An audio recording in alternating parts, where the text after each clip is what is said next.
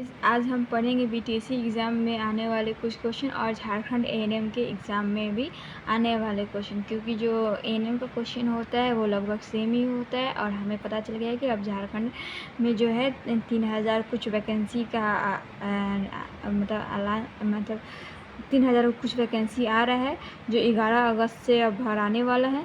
तो उसके लिए भी मैं आज इसे पढ़ाना शुरू की हूँ।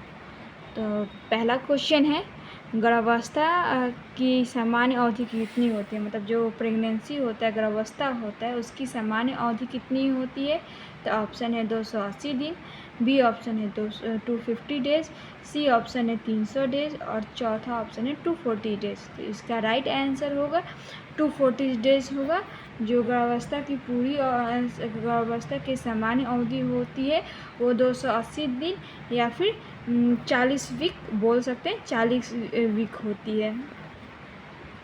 ठीक है गाइस, नेक्स्ट क्वेश्चन है, गर्भावस्था को बनाए रखने के लिए मुख्य रूप से कौन सा हार्मोन जिम्मेदार होता है? मतलब जो प्रेगनेंसी होता है, गर्भावस्था होता है, उसको बनाए रखने के लिए कौन सा हार्मोन जिम्मेदार होता है, ये पूछ रहा है।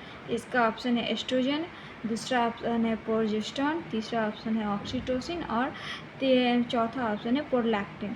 तो इसका राइट आंसर होगा प्रोजेस्टेरोन। प्रोजेस्टेरोन होता है जो गर्भावस्था को बनाए रखने के लिए मदद करता है, और ये जब प्रेगनेंसी हो जाता है तब शुरू के 3 मंथ से ही ओवरी में बचे हुए जो कॉपर न्यूक्लियस होते हैं उससे स्रावित होता है।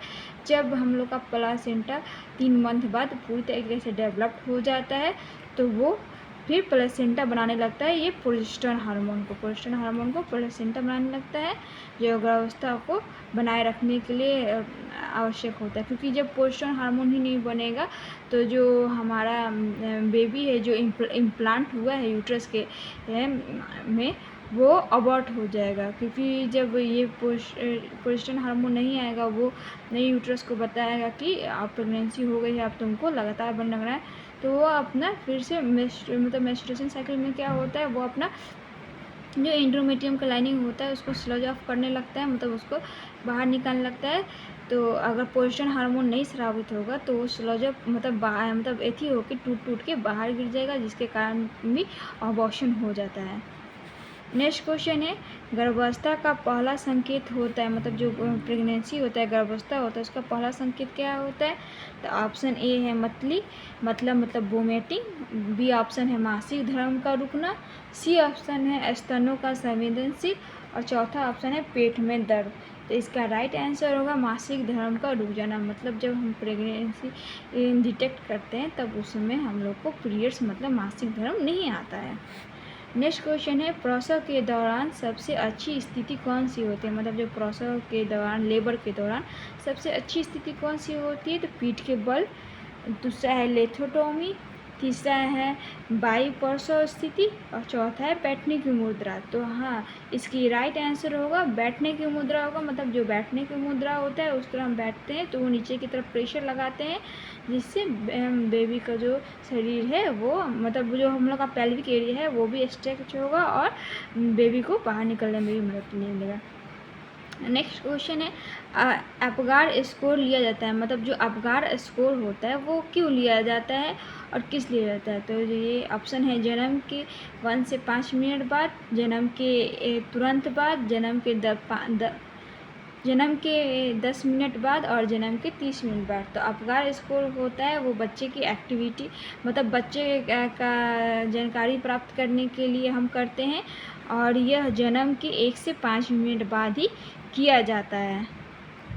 नेक्स्ट क्वेश्चन है, लोकिया को परिभाषित किया जाता है, मतलब जो लोकिया होता है वो क्या होता है, यही पूछा जा रहा है इसमें। तो एमनियोटिक थैली में तरल पदार्थ, और प्रसव के बाद योनि का स्त्राव, सी ऑप्शन है ग्रीवा का बलगम पल्स और चौथा ऑप्शन है मासिक धर्म का रक्तस्राव। तो इसका राइट आंसर होगा प्रसव के बाद योनि स्राव। मतलब जो प्रसव हो जाता है उसके बाद जो योनि से जो डिस्चार्ज होता है उसे हम लोकिया कहते हैं। ये जनरली 3 प्रकार का होता है और लोकिया 3 प्रकार का होता है। लोकिया रूब्रा होता है, लोकिया सीरोसा होता है और लोकिया एल्बा होता है। ये आपका कम से कम 6 वीक तक हमारे योनि से बाहर निकलते रहता है और इसी दौरान हमारा जो यूट्रस है वो पहले की स्थिति में आता है। नेक्स्ट क्वेश्चन है पार्टोग्राफ का उपयोग किया जाता है, मतलब जो पार्टोग्राफ होता है उसका उपयोग किस लिए किया जाता है ये पूछा जा रहा है। तो भ्रूण की वृद्धि की निगरानी के लिए, प्रसव की प्रगति को दर्ज करने के लिए, रक्तचाप के लिए और मासिक चक्र के पर नज़र रखने के लिए। तो इसका राइट आंसर होगा प्रसव की प्रगति को दर्ज करने के लिए। मतलब जो पार्टोग्राफ होता है उसका हम उपयोग प्रसव की प्रगति को मेजर करने के लिए करते हैं कि फीटल का हार्ट रेट कितना हो रहा है, जो मदर है उसका वाइटल्स क्या है, बीपी क्या है, उसका अगर जो बच्चा है वो म्यूकोरियम पास नहीं न किया है एम्ब्रियोनिक फ्लूइड में, ये सब जानकारी हम प्राप्त करते हैं। नेक्स्ट क्वेश्चन है भ्रूण में न्यूरल ट्यूब दोष को कौन सा विटामिन रोकता है। मतलब भ्रूण में जो न्यूरल ट्यूब दोष होता है उसको कौन सा विटामिन रोकता है। विटामिन ए होता है, विटामिन B12 होता है, फॉलिक एसिड होता है या विटामिन डी होता है। तो इसका राइट आंसर होगा फॉलिक एसिड। फॉलिक एसिड के कारण भ्रूण को न्यूरल ट्यूब दोष से रोका जा सकता है। नेक्स्ट क्वेश्चन है प्रसव के दौरान भ्रूण की सबसे सामान्य स्थिति कौन सी होती है। मतलब जो बच्चा होता है वो कौन सी स्थिति में जो रहे जो सेफ माना जाता है, तो वही पूछ रहा है। तो ऑप्शन है ब्रिज पोजीशन, दूसरा है ट्रांसफर पोजीशन, तीसरा है सिफेलिक और चौथा है ऑब्लिक।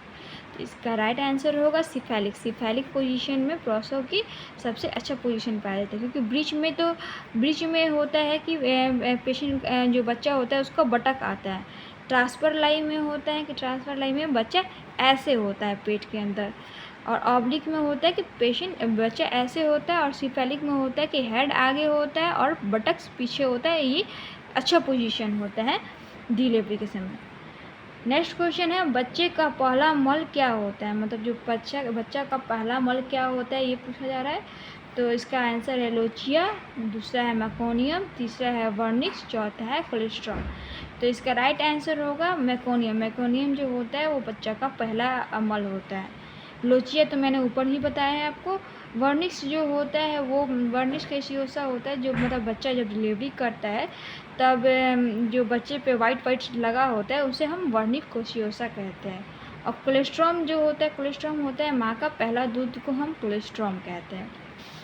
नेक्स्ट क्वेश्चन है सामुदायिक स्वास्थ्य नर्सिंग का मुख्य उद्देश्य क्या होता है। मतलब जो सामुदायिक स्वास्थ्य नर्सिंग होता है उसका मुख्य उद्देश्य क्या होता है। तो पहला व्यक्तिगत इलाज होता है, दूसरा होता है अस्पताल में देखभाल, तीसरा ऑप्शन है रोगों की रोकथाम और स्वास्थ्य संवर्धन, चौथा है पुनर्वासन। तो इसका राइट आंसर होगा रोगों से रोकथाम और स्वास्थ्य संवर्धन होता है।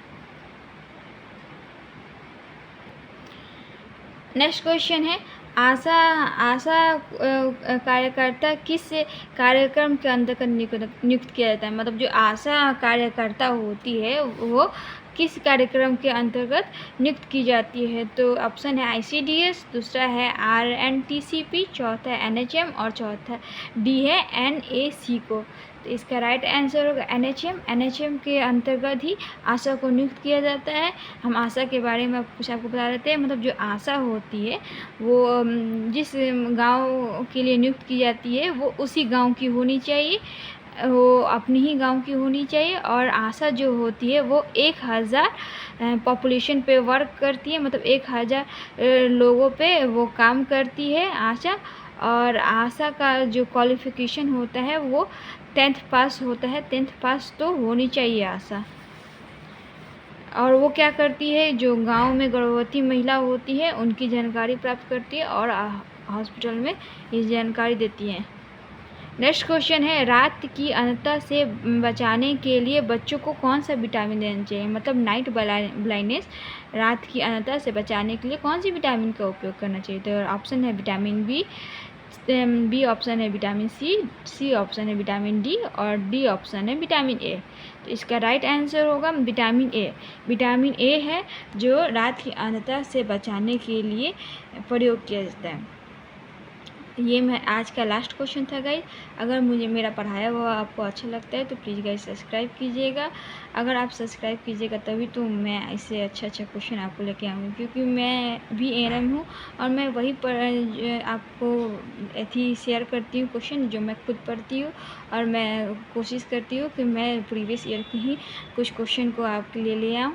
तो इसलिए अगर गाइस अगर कुछ ना आए तो आप मुझे कमेंट में पूछ सकते हैं। अगर कुछ मेरे से मिस्टेक हो तो भी आप मुझे कमेंट में बता सकते हैं। अगर मेरा पढ़ाई हुआ अगर आपको अच्छा लगता है तो प्लीज़ गाइस मुझे सपोर्ट कीजिएगा और सब्सक्राइब कीजिएगा चैनल को।